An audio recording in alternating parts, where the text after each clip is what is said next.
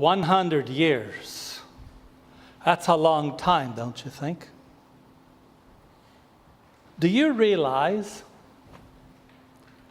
that in 19 years from now, we have another monumental event? Do you know what happens in 19 years from now? Do you realize it's 200 years since 1844?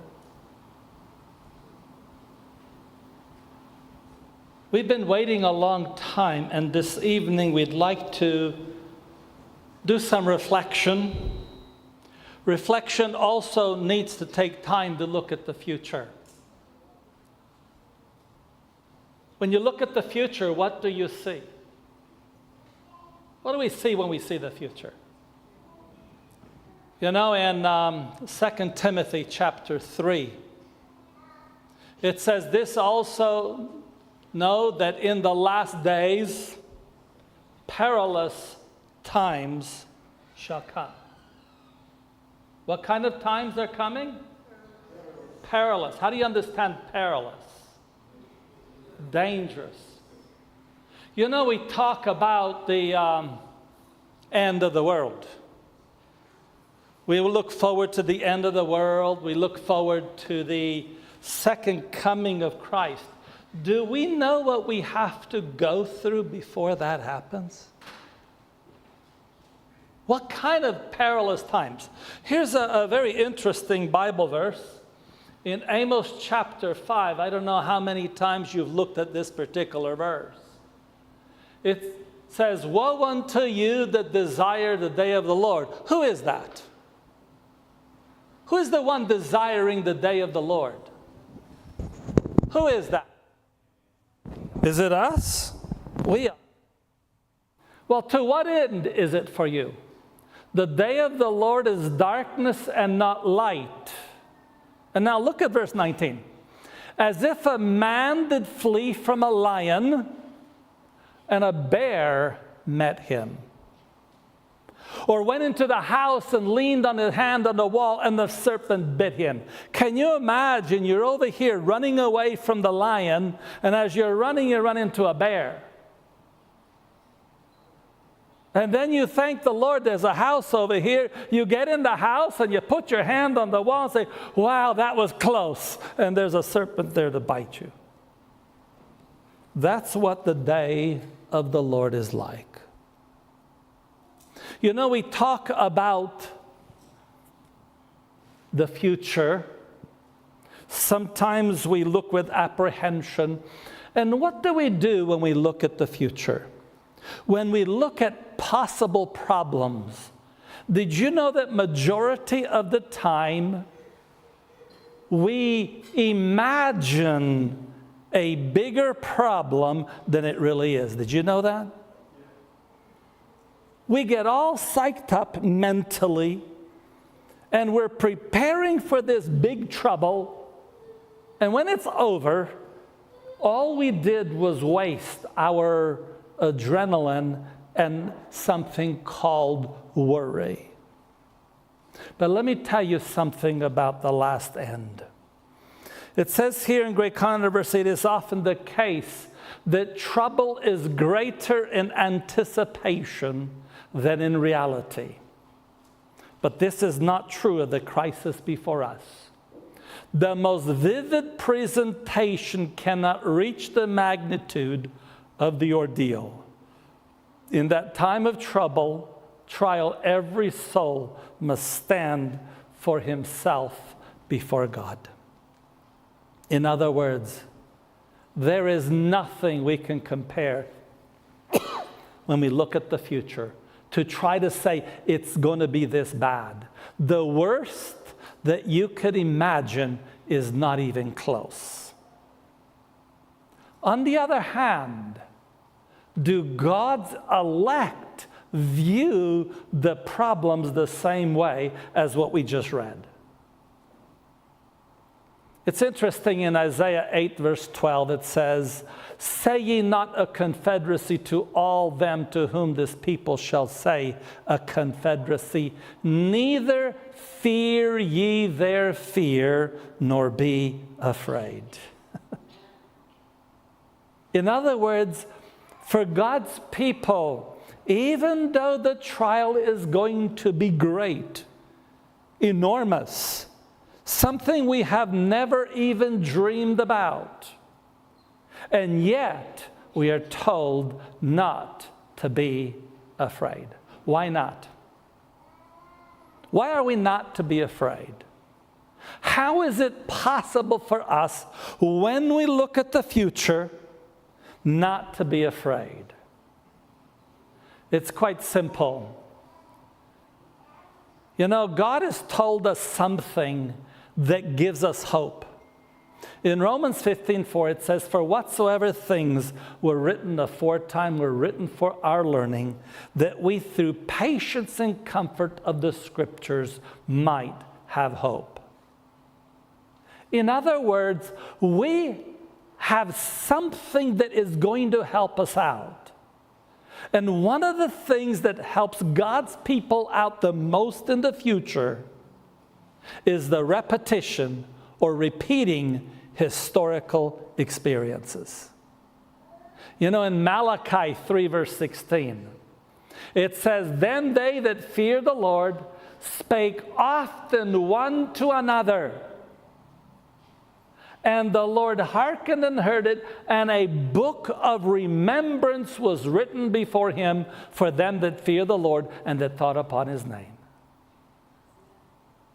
What is it that brings us encouragement? What is it that brings us, as we look at the future, a dismal future, we can look at that horrible things in the future and be calm about it as we look at the past and remember what has happened in the past. As we review the last 100 years, if we look at Adventism, it's actually the last 200 years. If we review what God's people have gone through, here's what we can say in Life Sketches 196. In reviewing our past history, having traveled over every step of advance to our present standing, I can say, praise God. As I see what the Lord has wrought, I am filled with astonishment and with confidence in Christ as our leader. Why is it that I can look back at history and have confidence? You know why? Because when I look at our history realistically, we should not be here. In the Rico prayer we just read there a few minutes ago, isn't that what it says? They said, "Oh, you guys are going to cease to exist." From all practical intents and purposes, we should not be here. But here we are, looking at 100 years. Why? There's only one reason that we exist, and that is because Christ is our leader. That's the only reason why. The understanding of history is imperative for every single one of us. Do you know why? The reason history is so important is because Ecclesiastes 1 verse 9 says that there is no new thing under the sun. And what does that mean practically?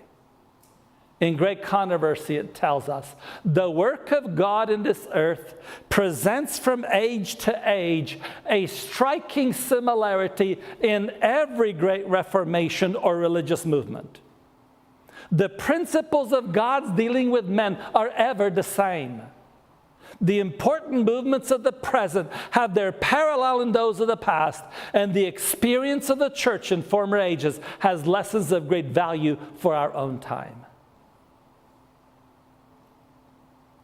You know, years ago, I was visiting in North Carolina. And I had a bit of time, so I went to an old bookstore. It was there in, the name just slipped me. It's not that far from here. Okay. And in this bookstore, I found some old books. The History of the Reformation by de Bigny. I think it was 6 volumes. reading through those volumes, that gave me courage.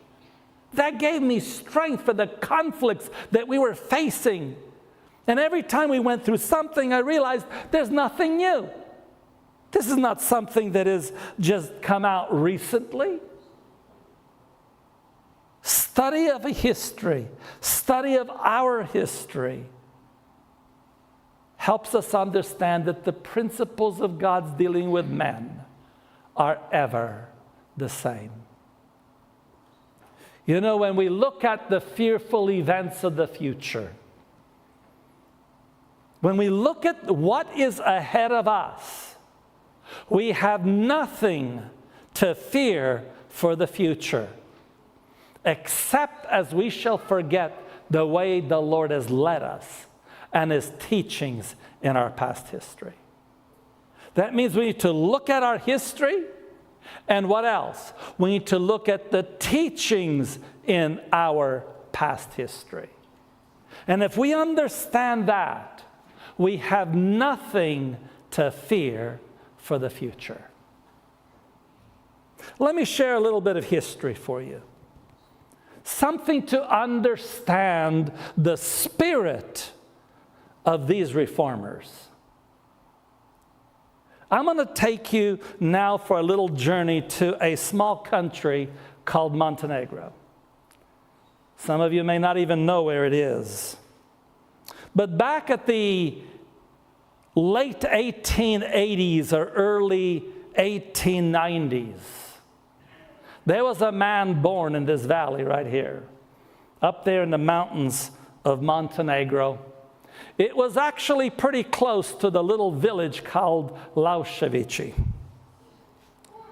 And this man, his name was Petar Lausevic. He was born in that country, and you know, he had gone to, when he was of age, World War I came out. He never knew anything of Adventism. He was born in the Orthodox family. And when he was of age, when World War I broke out, he became a soldier. And he fought during that First World War, the war that we discuss here about the origins of the Reform movement. He ended up going to fight in that war. And in that war, in that fight that he had in that war, he was taken captive, and he ended up going and serving as a prisoner of war for about 6 months in Hungary. When the war was over, one of his brothers, early in 1906 or 1907, he ended up going to came to the United States. They had a dream. And this is the passenger list that you will find in Ellis Island, where the Statue of Liberty is. And he went there and he worked in the mines of Pennsylvania, in the iron mines. And eventually, after the war was over, he ended up going back and he bought himself a place for his family in Bosnia. And they settled in Banja Luka. He brought all his brethren there. They had 12 brothers. My grandfather actually had 12. There's 12 in their family. And they moved there to this property there. And this was where very instrumental. When he moved there, this brother told him, you know, you need to get married. And he's like, I don't need a wife. He says, you need to get married. And so they found him a wife. She was a young lady from Prague in Czechoslovakia at the time. A lot of Czech people had moved over there in where is today's Croatia. And after they got married, sometime along the way, someone sold him a Bible. He never had a Bible. And he got this Bible, paid good money for it. And one day, my grandmother, she went to go visit her family, probably in Croatia. And while my grandfather was there at home, he thought to himself, you know what? He says, I paid good money for this book. I should at least read the book. And so he began reading this book. He started in the book of Genesis. And the story of Joseph broke his heart. He was a man of justice. He worked in the court system. He wasn't a lawyer or anything like that, but he might have been a clerk of the court or something. But he was interested in justice, and what they did to Joseph really was unjust. And he was all torn up over it. And then Joseph, to forgive his brethren, that was unheard of. That does not exist. That prepared him for the book of Exodus. When he got to the book of Exodus, he got to Exodus chapter 20. And for the first time in his life, he reads the Ten Commandments. And as he reads the Ten Commandments, he finds the fourth commandment about the Sabbath. And he decides then and there that he is going to keep the Sabbath, the seventh day. When my grandmother came home, when she arrived from visiting her family, he announced to her that we are now Sabbath keepers. He said, there is nobody on earth keeping the Sabbath properly, but we are now going to keep the Sabbath. When he had announced that to her, she said, well, she said, you're not the only ones keeping the Sabbath. She said, what do you mean? She says, well, my brother is a Sabbath keeper. Her brother, the last name is Bahurik. I believe the first name was Yanko. He had joined Adventism before the First World War. During the First World War, he was among those that were disfellowshipped in Czechoslovakia for refusing to bear arms and go into military service. After the war was over, he had also moved to Croatia to do canvassing. Many of our forefathers, when they accepted this message, they didn't keep it to themselves. They went to the next place, and then to the next place. And so, my grandmother invited her brother over. And he came over and explained the Sabbath truth. At that time, Adventism was developing in what later on became Yugoslavia.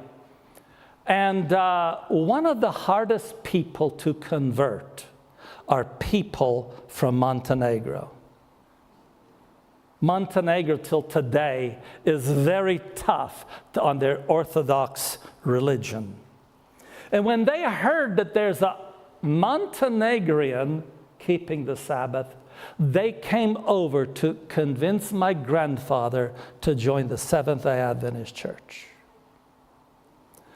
Unfortunately, they came to him, and many of Seventh-day Adventists, including ministers, they came with their medals of honor for fighting during World War I.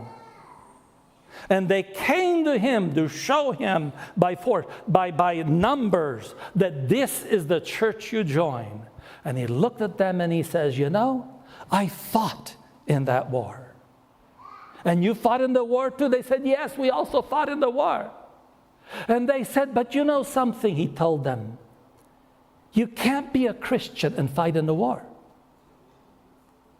And if you fought in the war, then you're not a Christian church. And you cannot be Christians. Soon after that, he ended up being baptized in one of the early members in the Reform movement. I'm not sure it was 1925, 1926, so nearly 100 years ago. As soon as he was baptized, you know what they did? They left everything behind and he began canvassing.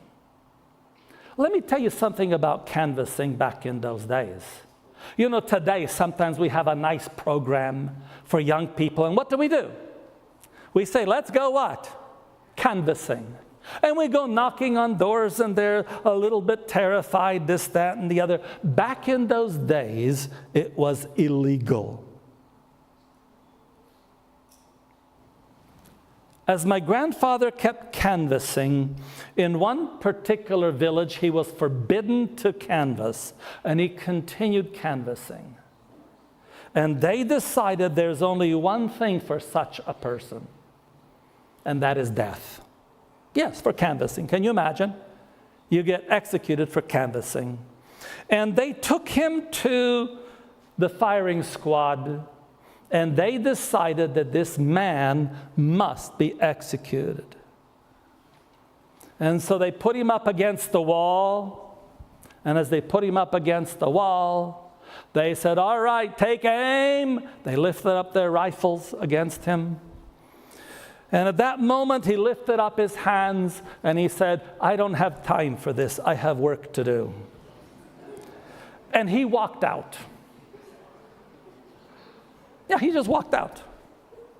By the time they realized what had happened, they ran out to the street and he was nowhere to be found.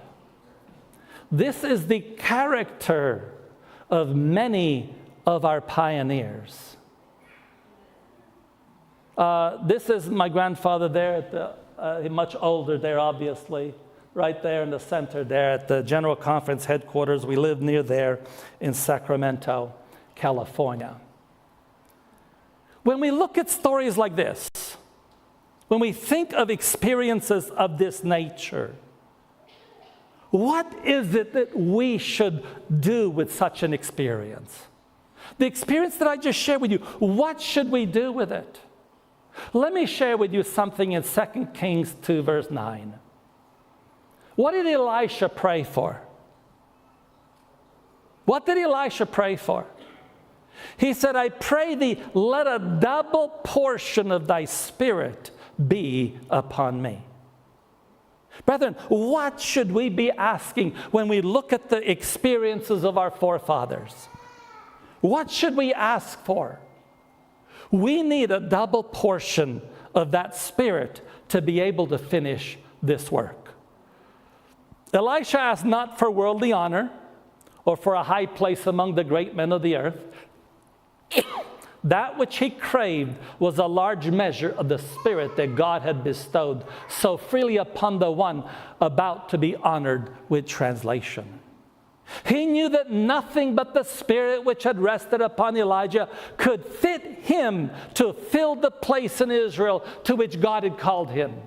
And so he asked, I pray thee, let a double portion of thy Spirit be upon me. Brethren, what are we looking for? As we commemorate this milestone, 100 years where we shouldn't have existed this long. What should we be asking for? Do we have that desire to finish the work? Do you like to hear stories of the pioneers? Amen. We like to hear stories of the pioneers. Would you rather hear these stories or be a pioneer in making them yourselves? That's the question that we have to settle for ourselves. You know, when we talk about students, some of you are getting ready to go to missionary school. What's the purpose of every student? What are you going there for? You know what it says here in evangelism? Students should be prepared for what? Pioneer missionary work.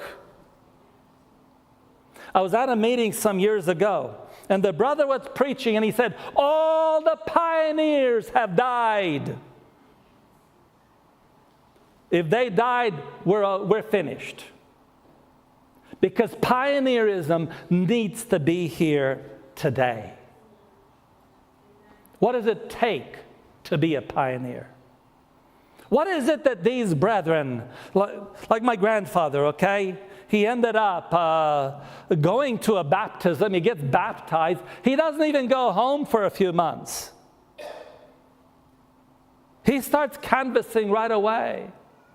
Here's what it is. This is what it takes. This is the early Christian church brethren. Not in their own power did the apostles accomplish their mission, but in the power of the living God. Their work was not easy. The opening labors of the Christian church were attended by hardship and bitter grief. In their work, the disciples constantly encountered privation, calumny, and persecution. That's what they faced everywhere they went. That's how the early Christian church was forged. That's how the Reformed movement was forged.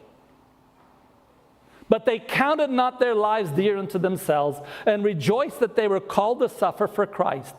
Irresolution, indecision, weakness of purpose found no place in their efforts. And now I want you to notice this. They were willing to spend and be spent. Are you willing to spend and be spent? That's why we're commemorating this, not just to go there and there's nothing to pat ourselves on the back, that's for sure. But one thing is that we have to imbibe the spirit of our forefathers. A double portion of their spirit is what we need today. And be willing to spend and be spent. You know, today when we talk about hiring a worker, we first discuss what? Okay, this is the wage, this is our policy. In great gospel workers, at no time may they relax their vigilance. Theirs is a work requiring the exercise of every faculty of the being. In trumpet tones, their voices are to be lifted, and never should they sound one wavering, uncertain note. Not for wages are they to labor, but because they cannot do otherwise, because they realize that there is a woe upon them if they fail to preach the gospel. They had no clue where their next meal was going to come from. They had no clue how they're going to pay for their next meal. But what did they do? There was something pushing them, something driving them. Is that spirit driving us? Are you one of those pioneers? Or are you leaving this for somebody else? Oh, someone else can be the pioneer. Let me tell you another story of a canvasser there. There was another canvasser also. He was going door to door. They forbid him to canvass. He continued canvassing. And they also decided to execute him. This time they decided to execute him differently than on the firing squad. They prepared a drink for him. And they forced him to drink a deadly poison. And he said, he remembered these verses, "Go ye into all the world and preach the gospel to every creature. He that believeth and is baptized shall be saved, but he that believeth not shall be damned. And these signs shall follow them that believe. In my name shall they cast out devils. They shall speak with new tongues. They shall take up serpents. And if they drink any deadly thing, it shall not hurt them." And he took the drink and said, "In the name of Jesus Christ, I drink this." And he drank. And nothing happened. And they looked at him, something's wrong. They gave the rest of the drink to the dog. The dog laid over and died. But not all saw the miracles. Not everyone experienced this. In Hebrews 11, it says, they were stoned, they were sawn asunder, were tempted, were slain with the sword. They wandered about in sheepskins and goatskins, being destitute, afflicted, tormented, of whom the world is not worthy. They wandered in deserts and in mountains and in dens and the caves of the earth. Not all lived. Did you know that 37% of all non-Jews that died in the concentration camps were members of the Seventh-day Adventist Reform movement? Did you know? A very small percentage of people, and yet a large percentage of them, the non-Jews, were reformers. Not all survived. Not all had the miracle of walking out and continuing to do the work. Many of them shed their blood, and they considered it a privilege to shed their blood. Why? Why did they do this? Because if we could understand why, then maybe it can change our attitude. That we go from here not looking back and saying, wow, we had a nice conference, but a change in how we operate as individuals, as a church, and as a people. Why? These all, having obtained a good report through faith, received not the promise. God having provided some better thing for us, that they without us should not be made perfect. God has provided something better for us. Better than this world. And what is better than the things that we see here? Earlier in the same chapter, these all died in faith, not having received the promises, but having seen them afar off, and were persuaded of them, and embraced them, and confessed that they were strangers and pilgrims on the earth. For they that say such things declare plainly that they seek a country. And truly, if they had been mindful of that country from whence they came out, they might have had opportunity to have returned. But now they desire a better country, that is a heavenly. Wherefore God is not ashamed to be called their God, for he had prepared for them a city. God has a heavenly place for us. Why is that place so much better? Why is that place, this heavenly place, so much better? In verse 10 it says, for he looked for a city whose foundation, which had foundations, whose builder and maker is God. Who built that city? God has. God is a builder. Did you know that? God is a builder. We are created in the image of God. So what do we become? If we're made in the image of God, we also are builders. We are builders, every one of us. And we are either building up the cause of God, or we are building up the cause of Satan. Did you know that? It's one or the other. Every single one. There is no such thing as in between. There's no such a thing as, okay, this is partial. No, we're either building for God and his kingdom, or we're building up the cause of Satan. One or the other. There is no in between. So as a result, what is our responsibility as we look at these last days? Isaiah 57:14 says, and shall say, cast ye up, prepare the way, take up the stumbling block out of the way of my people. Remove the stumbling block. How do you remove the stumbling block? How do you get rid of the stumbling block? The next verse says, for thus saith the high and lofty one that inhabited eternity, whose name is holy. I dwell in the high and holy place with him also that is of a contrite and humble spirit, to revive the spirit of the humble and to revive the heart of the contrite ones. Do we need to be revived? Do you recognize your need to be revived? Why? What is revival? What does it mean to revive? Wake up.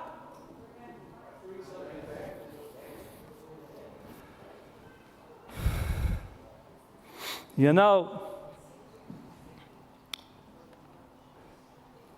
revival means to make alive. Who needs to be revived? A dead person. If we say, I need to be revived, I have to first recognize that I am dead.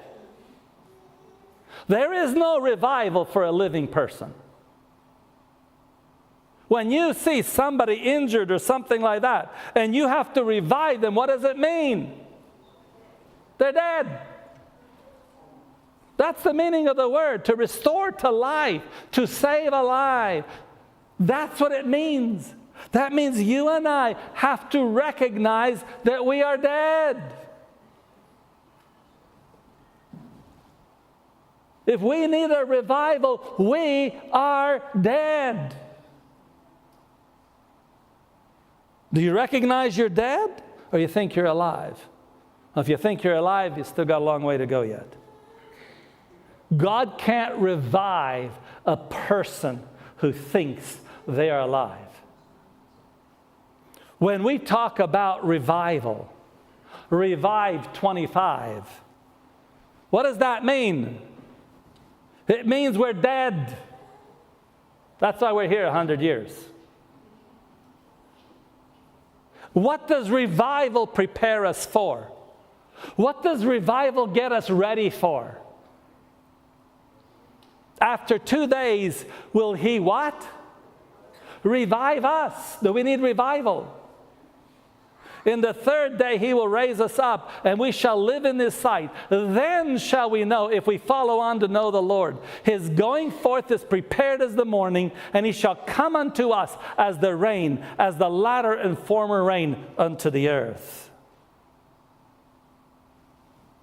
Brethren, when does the latter rain come?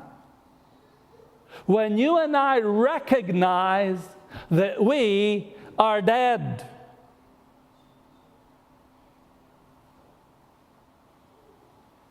Are we prepared to recognize that today? As a church, are we dead or alive? If we're alive, we don't need revival. It's a challenging thing here. We really need serious help here. So what do we need today? Here we are, 100 years. It's actually this weekend. They met these days. I think it was just these days. Yeah, I think they finished on the 20th. 100 years ago since the organization. The verse that we read for our key text, O Lord, I have heard thy speech and was afraid. O Lord, revive thy work in the midst of the years. In the midst of the years, make known in wrath. Remember mercy. Revive thy work. We need that revival today. What kind of revival? What kind of revival are you looking for? In Review and Herald, 1878, what a time we are living in. The very remnant of probation. Surely these golden moments should be improved. Where are the stewards of God to whom He has entrusted means for them to use in His cause, to extend the light of truth to those who are now in darkness? Where are the missionaries who feel the burden of the work and who will go into other countries and to people of other tongues to make them ready for the great day just upon us? What was she calling for in 1878? What was she calling for? What was she calling for? Missionaries. Why missionaries?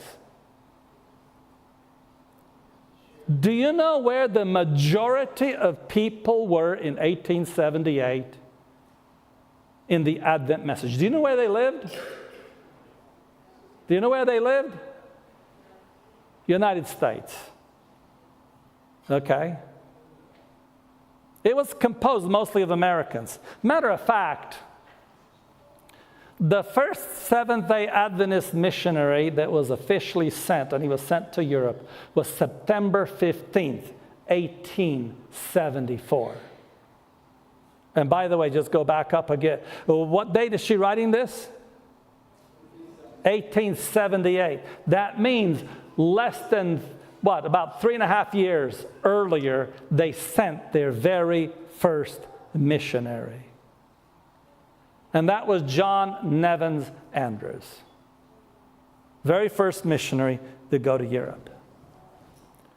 Do you think when we read this today that this applies now to revive the church here in America?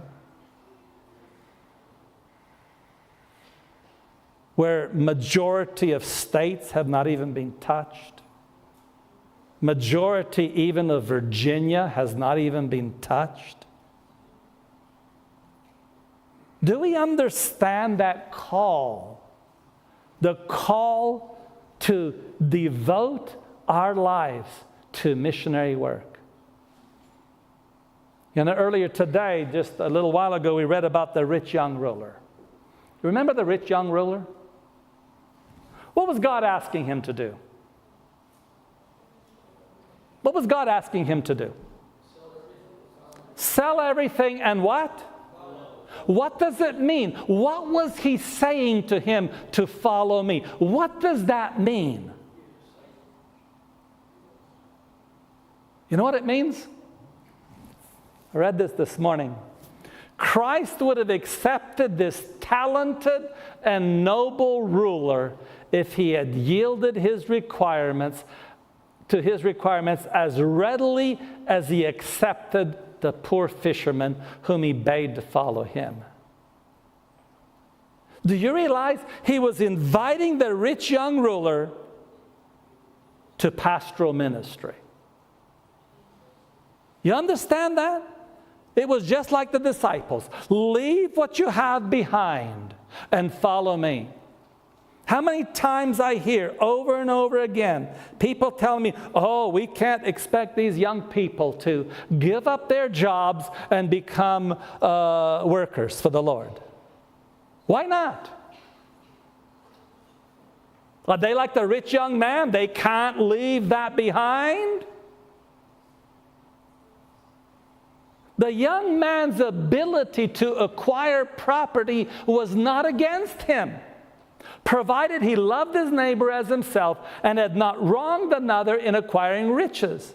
That very ability, had it been employed in the service of God in seeking to save souls from ruin, would have been acceptable to the divine master, and he might have made a diligent and successful worker for Christ.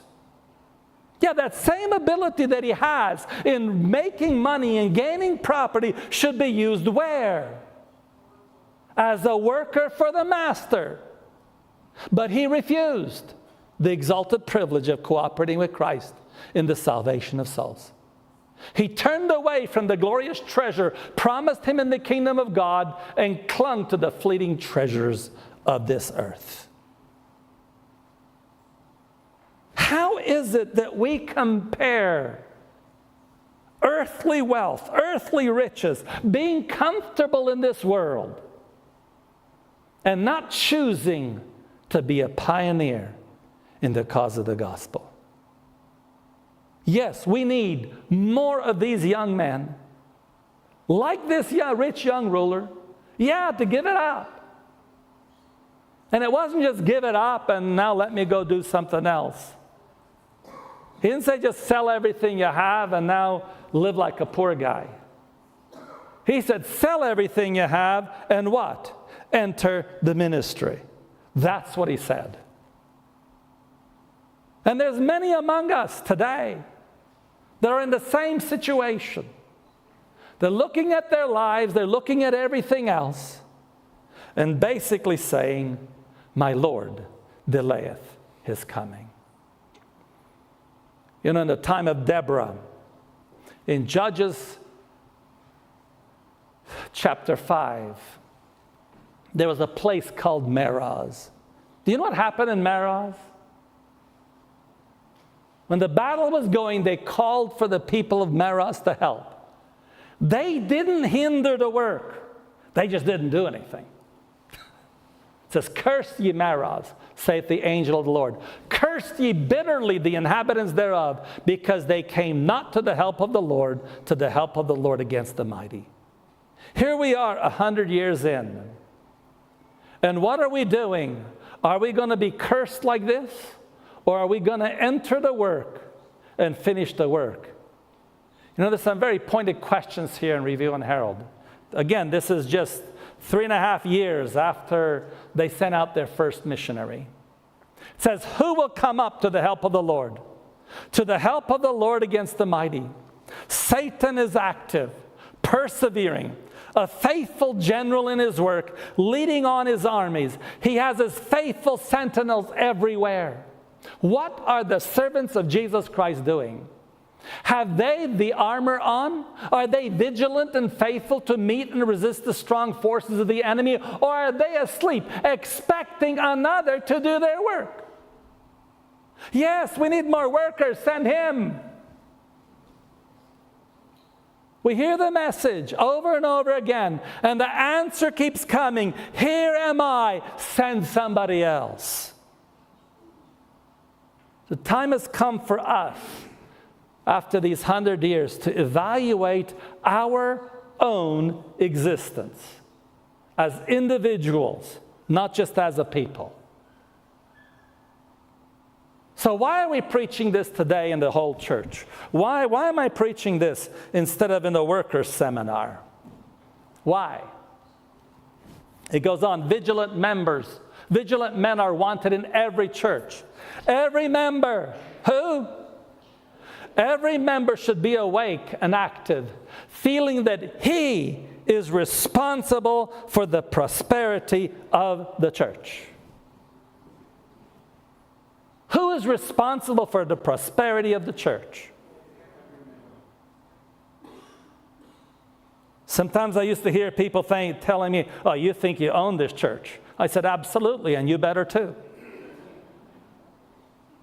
Yeah, until we understand this is our work. This is ours.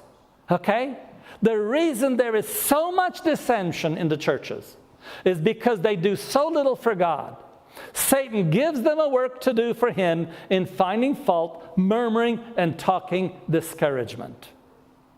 You will ever find that those who invest least in the cause of God are the ones who will express great concern as to how those at the head of the work are using the means in their trust.